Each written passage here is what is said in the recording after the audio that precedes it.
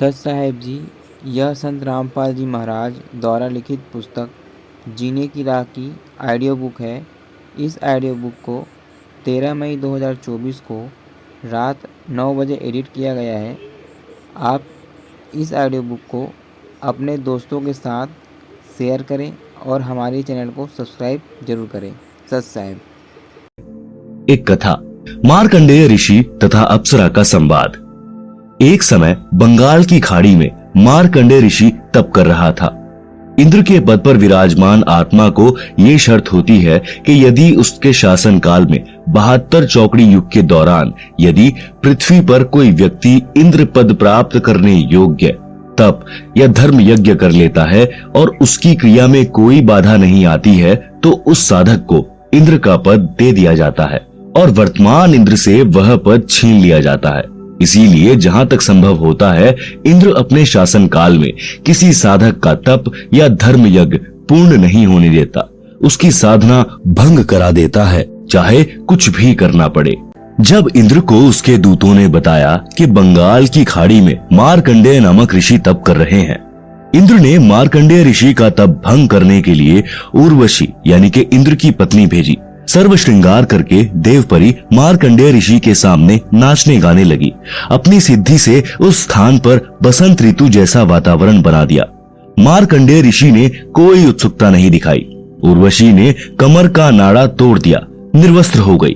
तब मार्कंडेय ऋषि बोले, हे बेटी, हे बहन, हे माई, आप यह क्या कर रही हो? आप यहाँ गहरे जंगल में अकेली किस लिए आई? उर्वशी ने कहा कि ऋषि जी, मेरे रूप को देखकर इस आरण्य खंड यानी वन खंड के सर्व साधक अपना संतुलन खो गए, परंतु आप डगमग नहीं हुए। न जाने आपकी समाधि कहाँ थी। कृपया आप मेरे साथ इंद्रलोक में चलो, नहीं तो मुझे सजा मिलेगी कि तू हार कर आ गई। मार्कंडेय ऋषि ने कहा कि मेरी समाधि ब्रह्मलोक में गई थी, जहां पर मैं उन उर्वशियों का नाच देख रहा था जो इतनी सुंदर हैं कि तेरे जैसी तो उनकी 7 बांदियां अर्थात नौकरानियां हैं। इसीलिए मैं तेरे को क्या देखता, तेरे पर क्या आसक्त होता। यदि तेरे से कोई सुंदर हो तो उसे ले आ। तब देवपरी ने कहा कि इंद्र की पटरानी अर्थात मुख्य रानी मैं ही हूँ, मुझसे सुंदर स्वर्ग में कोई औरत नहीं है। तब मार्कंडेय ऋषि ने पूछा कि इंद्र की मृत्यु होगी तब तू क्या करेगी? उर्वशी ने उत्तर दिया कि मैं 14 इंद्र भोगूंगी। भावार्थ है कि श्री ब्रह्मा जी के एक दिन में 1008 चतुर्युग होते हैं, जिसमें 72 चतुर्युग का शासनकाल पूरा करके 14 इंद्र मृत्यु को प्राप्त होते हैं।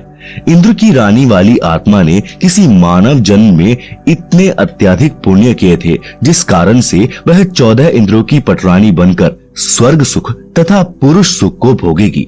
मार्कंडेय ऋषि ने कहा कि वो 14 इंद्र भी मरेंगे, तब तू क्या करेगी? उर्वशी ने कहा कि फिर मैं मृत्यु लोक यानी पृथ्वी लोक को मनुष्य लोक अर्थात मर्त्य लोक कहते हैं, मैं गधी बन जाऊंगी और जितने इंद्र मेरे पति होंगे वे भी पृथ्वी पर गधे की योनि प्राप्त करेंगे। मार्कंडेय ऋषि बोले, फिर मुझे ऐसे लोक में क्यों ले जा रही थी जिसका राजा गधा बनेगा और रानी गधी की योनि प्राप्त करेगी? उर्वशी बोली कि अपनी इज्जत रखने के लिए, नहीं तो वे कहेंगे कि तू हार कर आई है। मार्कंडेय ऋषि ने कहा कि गधियों की कैसी इज्जत, तू वर्तमान में भी गधी है क्योंकि तू 14 खसम करेगी और मृत्यु उपरांत तू स्वयं स्वीकार रही है कि मैं गधी बनूंगी। गधी की कैसी इज्जत? इतने में वहीं पर इंद्र आ गया। विधानानुसार अपना इंद्र का राज्य मार्कंडेय ऋषि को देने के लिए कहा कि ऋषि जी, हम हारे और आप जीते, आप इंद्र की पदवी स्वीकार करें। मार्कंडेय ऋषि बोले, अरे अरे इंद्र की पदवी मेरे किसी काम की नहीं, मेरे लिए तो काग यानी कौवे की बीट के समान है। मार्कंडेय ऋषि ने इंद्र से फिर कहा कि तू मेरे बताए अनुसार साधना कर, तेरे को ब्रह्मलोक ले चलूंगा। इस इंद्र के राज्य को छोड़ दे। इंद्र ने कहा कि हे ऋषि जी, अब तो मुझे मौज मस्ती करने दो, फिर कभी देखूंगा। पाठक जनों, विचार करो, इंद्र को पता है कि मृत्यु के उपरांत गधे का जीवन मिलेगा, फिर भी उस क्षणिक सुख को त्यागना नहीं चाहता। कहा कि फिर कभी देखूंगा। फिर कब देखेगा? गधा बनने के पश्चात तो कुम्हार देखेगा कि कितना वजन गधी की कमर पर रखना है और कहां से डंडा मारना है। ठीक इसी प्रकार इस पृथ्वी पर कोई छोटे से टुकड़े का प्रधानमंत्री, मंत्री, मुख्यमंत्री या राज्य में मंत्री बना है, या किसी पद पर सरकारी अधिकारी या कर्मचारी बना है, या धनी है, उसको कहा जाता है कि आप भक्ति करो, नहीं तो गधे बनोगे। वे या तो नाराज हो जाते हैं, कहते हैं कि हम क्यों बनेंगे गधे, फिर से मत कहना, कुछ सभ्य होते हैं, वे कहते हैं कि किसने देखा है गधे बनते हैं। फिर उनको बताया जाता है कि सब संत तथा ग्रंथ बताते हैं, तो अधिकतर कहते हैं कि देखा जाएगा। उनसे निवेदन है कि मृत्यु के पश्चात गधा बनने के बाद आप क्या देखोगे, फिर तो कुम्हार देखेगा कि आप जी के साथ कैसा बर्ताव करना है। देखना है तो वर्तमान में देख, बुराई छोड़कर शास्त्रानुकूल साधना करो, जो वर्तमान में विश्व में केवल मेरे रामपाल दास के पास है। आओ ग्रहण करो और अपने जीव का कल्याण कराओ। ऊपर लिखी वाणी नंबर 3 में बताया है कि इंद्र, कुबेर तथा ईश की पदवी प्राप्त करने वाले तथा ब्रह्मा जी का पद तथा वरुण, धर्मराय का पद प्राप्त करके तथा विष्णु जी के लोक को प्राप्त कर देव पद प्राप्त भी वापस जन्म मरण के चक्र में रहता है। स्वर्ग लोक में 33 करोड़ देव पद हैं। जैसे भारतवर्ष की संसद में 540 सांसदों के पद हैं। व्यक्ति बदलते रहते हैं। उन्हीं सांसदों में से प्रधानमंत्री तथा अन्य केंद्रीय मंत्री आदि आदि बनते हैं। इसी प्रकार उन 33 करोड़ देवताओं में से ही कुबेर का पद अर्थात धन के देवता का पद प्राप्त होता है, जैसे वित्त मंत्री होता है।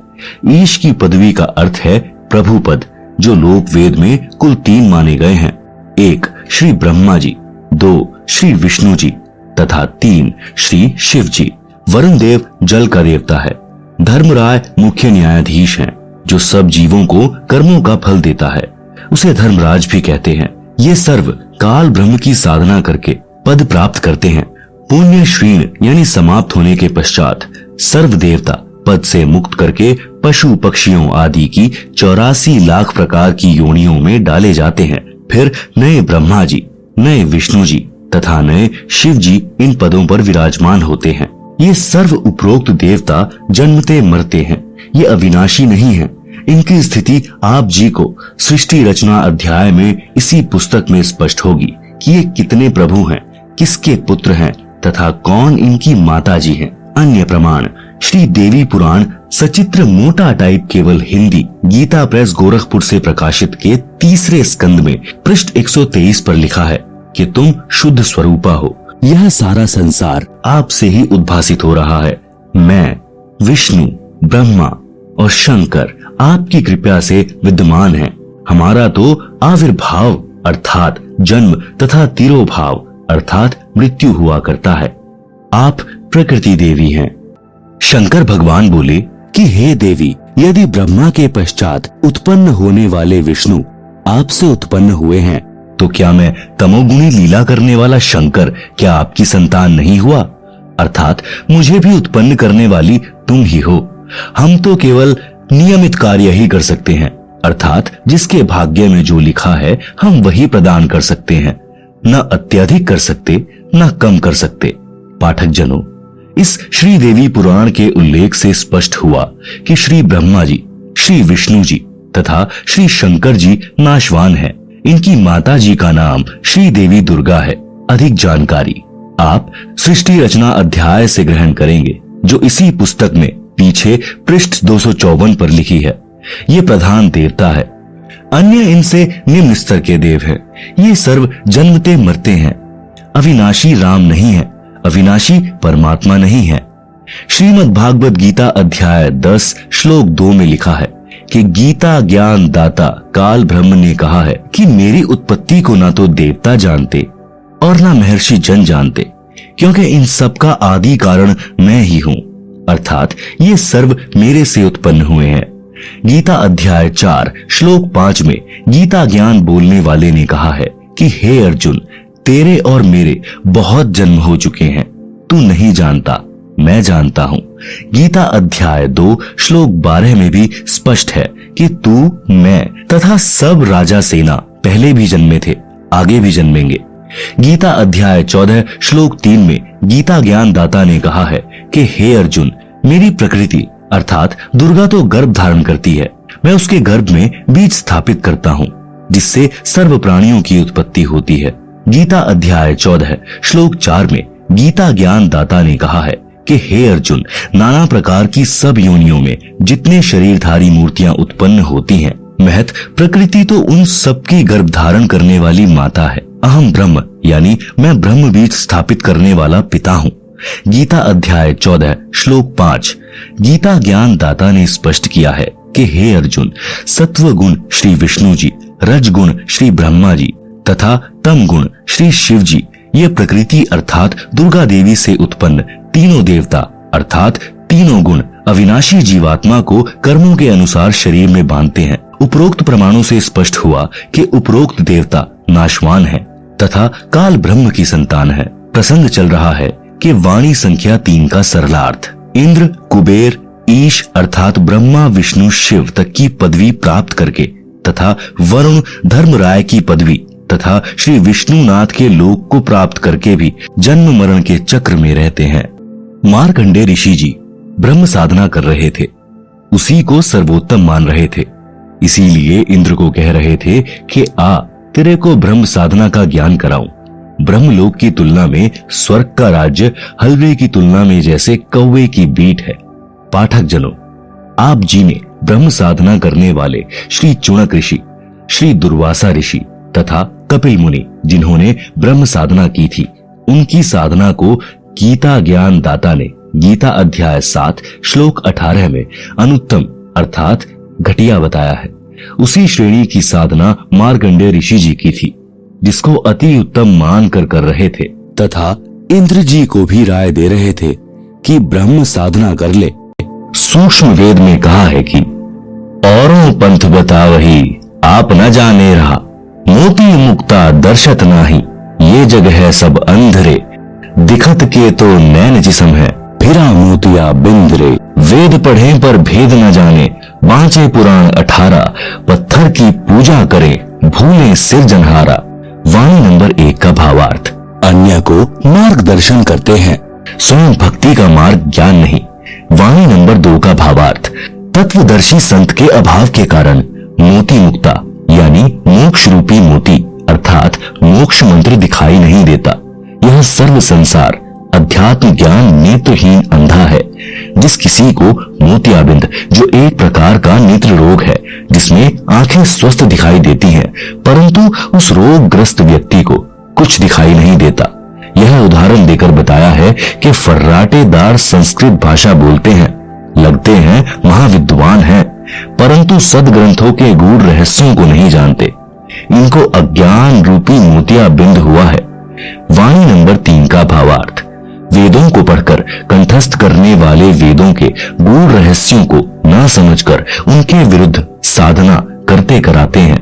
वेदों में पत्थर की मूर्ति की पूजा का कहीं उल्लेख नहीं है। वे वेदों के विद्वान कहलाने वाले पत्थर पूजा करते तथा कराते हैं। वेदों में वर्णित सिरजनहार को भुला दिया है। श्रीमद् भगवत गीता अध्याय 4 श्लोक 25 से 29 तक यही बताया है कि जो साधक जैसी भी साधना करता है उसे उत्तम मान कर रहा होता है। सर्व साधक अपनी अपनी भक्ति को पाप नाश करने वाली जानते हैं।